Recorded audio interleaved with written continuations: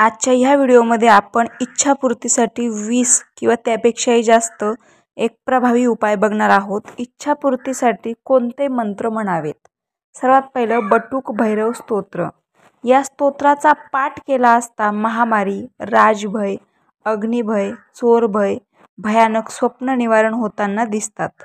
घोरबंद निर्माण केले असता त्यातून बाहेर पडण्यासाठी बटुक भैरव स्तोत्र वाचणे लाभदायक ठरते।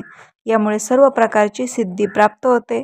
कमीत कमी 108 वेळा या स्तोत्राचे पठण करावे। तुम्ही यूट्यूबला किंवा गूगलला सर्च करू शकता। 2. श्री सूक्त पठण।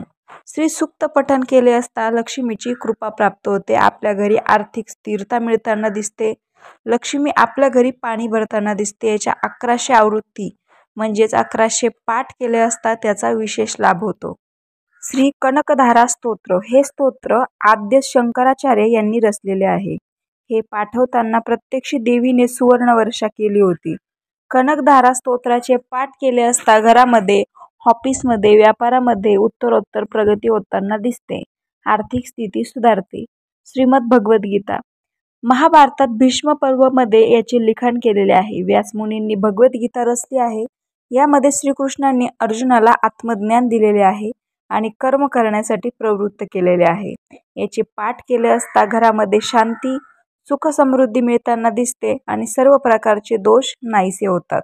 श्री अखंड रामचरितमानस पाठ। रामचरितमानस पाठ तुलसीदास यांनी रचलेले आहे। यामध्ये 7 कांड ज्याचे पारायण करणे आवश्यक आहे। याचा अखंड पाठ करावा लागतो, जो 20 ते 25 तासामध्ये पूर्ण होताना दिसतो।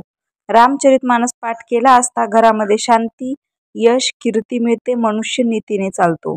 सुंदरकांड पाठ। सुंदरकांड हे देखील महाकवी तुलसीदास यांनी रचलेले आहे। या पाठामध्ये रामचरितमानस प्रमाणेच हनुमान यांना प्रसन्न करण्याचे सामर्थ्य आहे।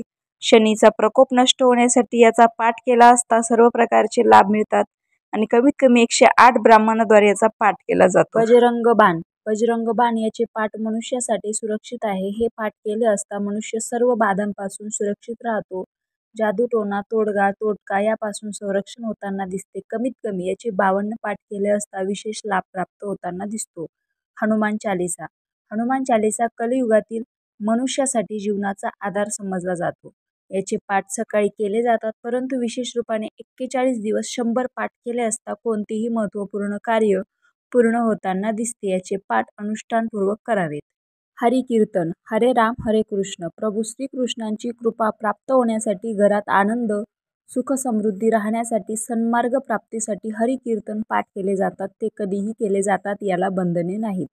श्री सुंदरकांड वाल्मिकी रामायण। वाल्मिकी रामायणामध्ये असणारे सुंदरकांड पाठ संतान बाधा दूर करताना दिसतात। कोणत्याही प्रकारची बाधा आणि संघर्ष हे पाठ केले असता संपतात। हा एक याज्ञिक प्रयोग आहे। सलग 108 पाठ हवनात्मक केले असता त्याची चांगले फळे मिळताना दिसतात। श्री ललिता सहस्रनाम पाठ। श्री ललिता सहस्रनाम दुर्गा मातेची पूजा आहे। यामध्ये सहस्त्र नावे घेऊन अर्चन, पूजन, अभिषेक, हवन केले असता विशेष प्रकारचे रोग दूर होताना दिसतात।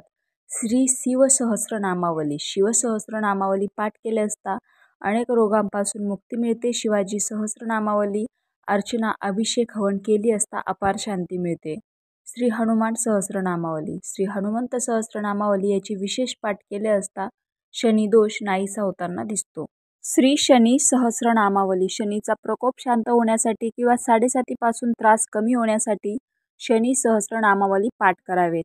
श्री कात्यायनी देवी जप। ज्या मुलीच्या विवाहामध्ये बाधा येत आहे, विवाह विलंब होत आहे, त्यांनी कात्यायनी देवीचा 41,000 मंत्र जप करावा। भाजप केळीचे पान खाऊन ब्राह्मण करतात, असे केले असता मुलीच्या विवाह येणारे अडथळे दूर होतात। याचे 21 दिवस अनुष्ठान करून पाठ केले असता शुभ फळे मिळताना दिसतात। श्री गोपाल सहस्रनाम। एखाद्या दंपतीला संतान प्राप्ती होत नाही किंवा पुत्रप्राप्तीची इच्छा असते, त्यावेळी संतान गोपाल सहस्रनाम मंत्र म्हणतात। असे केले असता सदाचारी, धार्मिक असा मुलगा प्राप्त होताना दिसतो।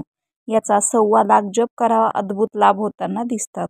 श्री हरिवंश पुराण। श्री हरिवंश पुराण कथा याचे श्रवण करणे अत्यंत प्रभावी असते। ज्या घरामध्ये संतती निर्माण होताना त्रास होताना दिसतो, त्यासाठी सुद्धा हरिवंश पुराण याचे पारायण करावे। याचा कार्यक्रम 7 दिवस करावा, अनुष्ठान करावे। श्री शिवपुराण। शिवपुराणमध्ये भगवान शिव यांच्या लीला आणि अवतारांचे वर्णन केलेले आहे। श्रावण मास हा पुरुषोत्तम मास समजला जातो. शिवाच्या सर्व अवतारांचे वर्णन यामध्ये केलेले आहे. श्रावण महिन्यात त्याचे पाठ केले असता जास्त महत्त्वाचे समजले जाते. श्रीदेवी भागवत यामध्ये 18,000 श्लोक आहेत. यामुळे देवीला प्रसन्न करण्यासाठी याचे पाठ केले जातात. याचे विशेष महत्त्व नवरात्र पर्वामध्ये आहे. श्री गणेश पूजन आणि अभिषेक. कोणत्याही शुभ कार्याची सुरुवात करताना गणेश पूजन आणि अभिषेक केला जातो. यामुळे सर्व प्रकारच्या बाधा दूर होतात. आपल्या कार्यामध्ये उत्तरोत्तर प्रगती होते. भूमिपूजन, ऑफिस किंवा घराचे उद्घाटन केले असता कार्याची सुरुवात करण्यासाठी केले जाते. यामुळे सर्व प्रकारच्या बाधा निवारण होताना दिसतात आणि सर्व कार्य सोप्या पद्धतीने संपन्न होताना दिसते. रुक्मिणी स्वयंवर पाठ. ज्या मुलामुलींचे विवाह लवकर जमत नाहीत, मनासारख्या जोडीदारासाठी रुक्मिणी स्वयंवरचे पाठ केले जातात. असे केले असता मनास जोगा जोडीदार मिळतो. रामकृष्ण हरी.